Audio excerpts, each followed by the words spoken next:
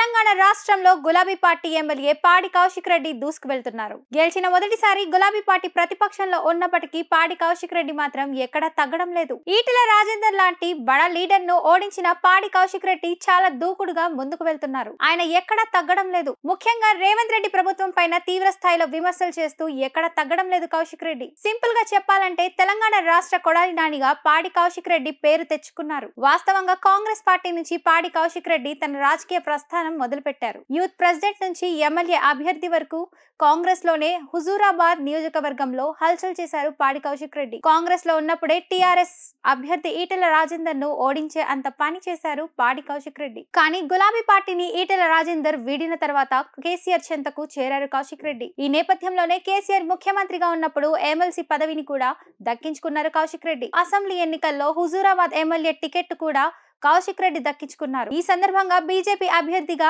ఉన్న ఈటెల రాజేందర్ ను చిత్తుగా ఓడించారు కౌశిక్ రెడ్డి. ఎవరు ఊహించని విధంగా ఈటెల రాజేందర్ ను మట్టి కర్పించారు. పోరాటాల గడ్డపైన ఉద్యమ నేత ఈటెల రాజేందర్ ను టీఆర్ఎస్ పార్టీ తరపున కౌశిక్ రెడ్డి ఓడించడం జరిగింది. అయితే ఆ ఎన్నికల్లో విజయం సాధించిన తర్వాత ప్రతిపక్ష గొంతును గట్టిగా వినిపిస్తున్నారు కౌశిక్ రెడ్డి.